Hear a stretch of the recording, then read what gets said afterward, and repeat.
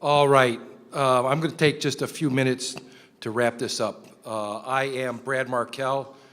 I work in the President's office at the National AFL-CIO, where my assignments are to direct the Industrial Union Council, which is a group of international union presidents from manufacturing unions, and I direct the Working for America Institute, which is our 501c3 that does workforce training. Andy asked me to talk about the way forward, and I thought, how can I possibly, one person, talk about the way forward after everybody that's been involved here? But I tell you, it was a great set of panels and a great set of remarks, and you guys kind of laid it out for me, so it's going to be easy. I think, being in my political role as AFL-CIO, here's the first thing to say, is that we are in a fight for the soul of this country.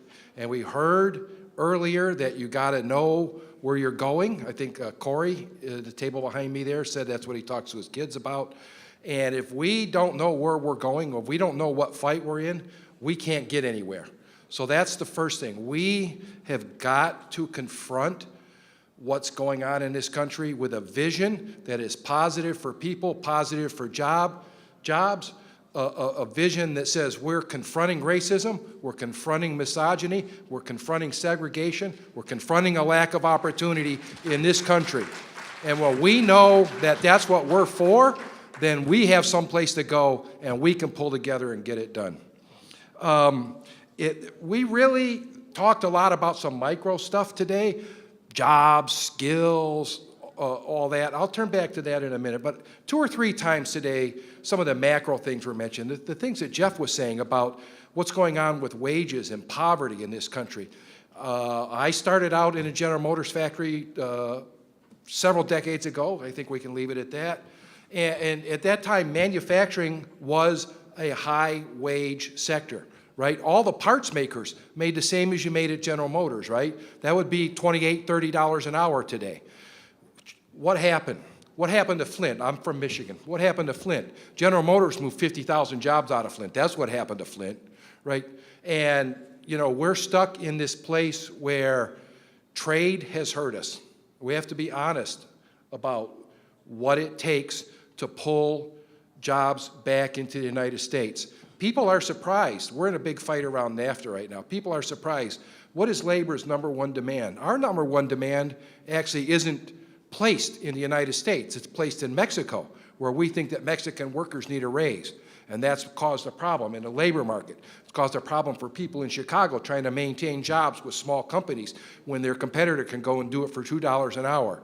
It's caused a problem when big companies move out. And Caterpillar's moved out of Illinois left, right, and center, right? General Motors moved out of St. Louis. Ford, GM, they all moved out of St. Louis. And what happens? An automobile assembly plant is going to support another 15,000 jobs. Small companies. People have a chance to invest. People have a chance to hire in their communities. That's in the city of Detroit. I'm from the Detroit area. Michigan lost 200,000 manufacturing jobs in the last 15 years. A huge majority of them came out of the Detroit area. Tech policy. We have to be successful in pushing new technologies into the marketplace and making them available, not just for the big guys, but for the small and medium-sized enterprises that are the backbone of so much of what we see in especially urban manufacturing, right? China does it, Germany does it. We have to do those things to make it possible for small companies to start, to make it possible for that person with a 15-person company, like my stepbrother who runs a little machining shop and desperately needs to get into digital technologies, and he's just having a hard time getting there. We can't increase diversity unless we are intentional about it. As a part of our convention last year at the AFL-CIO, we had a piece on manufacturing, and I started digging around, rooting around into statistics. This is nationally. African Americans are underrepresented in manufacturing in every sector except the automobile industry. 20 years ago, they weren't. What happened? It's that Flint thing again, right?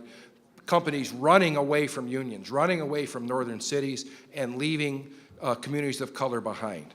Right now, African Americans are underrepresented in manufacturing by about 20% on a national basis. Women are underrepresented in manufacturing. About 23% of the manufacturing workforce are women, and those tend to be in technical occupations. What's going on there? We're not providing enough opportunity for people. We're not giving people a chance to see themselves in that job. And let's be honest, we're not making sure that the workplace is a place that is safe and inviting and nurturing for women. We have to do that. One of the things we do at the Working for America Institute is promote apprenticeships. And we became concerned when we're looking at the apprenticeship data that the diversity was lacking in manufacturing. We know that if we do it right, we can pull people into opportunities. And we have to provide wraparound services sometimes, right? People need childcare if they're going to go to school and get that classroom training. We're starting at the Working for America Institute inside one of our Department of Labor grants, a community of practice for diversity. This is something that's open to everybody. The CFL is going to be a part of it. We're going to put a special emphasis on making sure that we are connecting the right people to the right jobs in manufacturing, because there is a future there. You know, there's a lot of things that were said today. I think I want to repeat two things that Dr. Palmer said. One is about the dignity of work. We hear a lot about universal basic income. We hear a lot about maybe just, you know, hey, we can pay these people, maybe they'll just go away, right? And that's not what we want. That's not our vision for the future.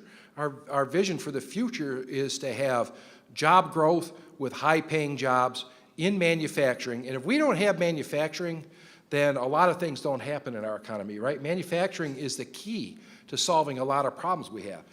Advances in health are around, right? Fancy machines and drugs, those are manufactured things. If we're going to clean up our energy and clean up our environment, those are manufactured items, right? Solar panels, wind turbines, all that stuff. So a lot of the things that we see as opportunities in this country to move our society forward focus on manufactured goods. And if we're not manufacturing them here, if we're not driving investment to places where people don't have jobs, then we're not going to be successful in the kind of vision we have for an inclusive, just society that pulls everybody up.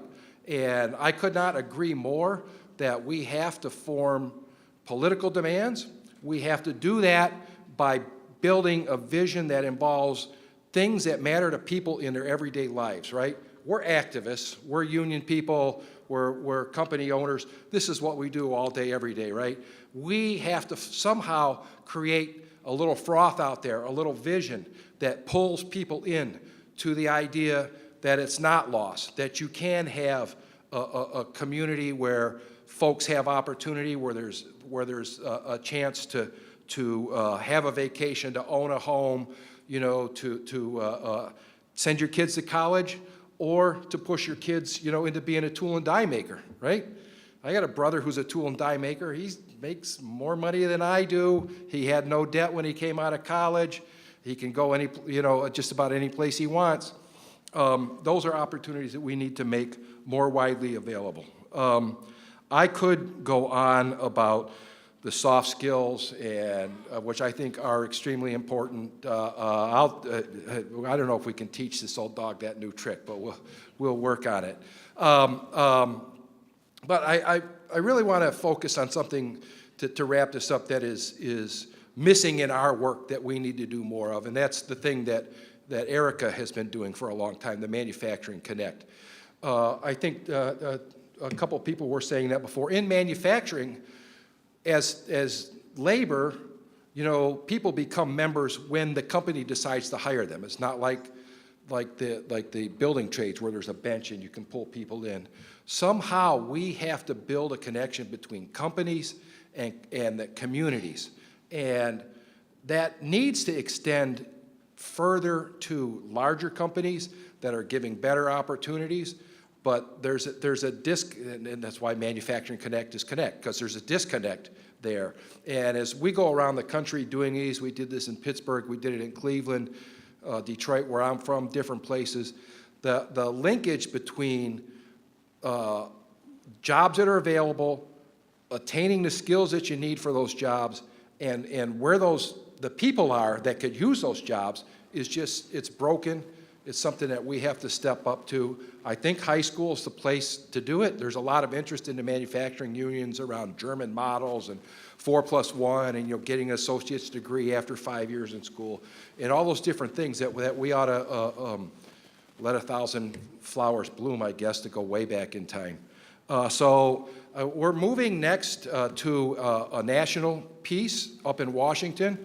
And that's where some of the political and policy in Century Foundation language, policy demands, in AFL-CIO language, political demands, so we can help to educate and inculcate people in Washington, people in the House of Representatives, in the Senate, those staff members that move so much of the work around what is this vision for high wages, for a manufacturing economy that works for everybody.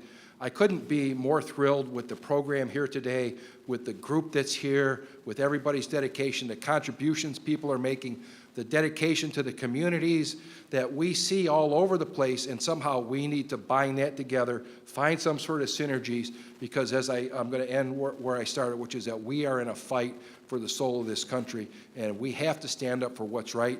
That's growth, that's inclusive growth, that's high wages, that's diversity, that's driving investment to places where people need jobs. Together, we can get that done. Thank you for your time today. I really appreciate it.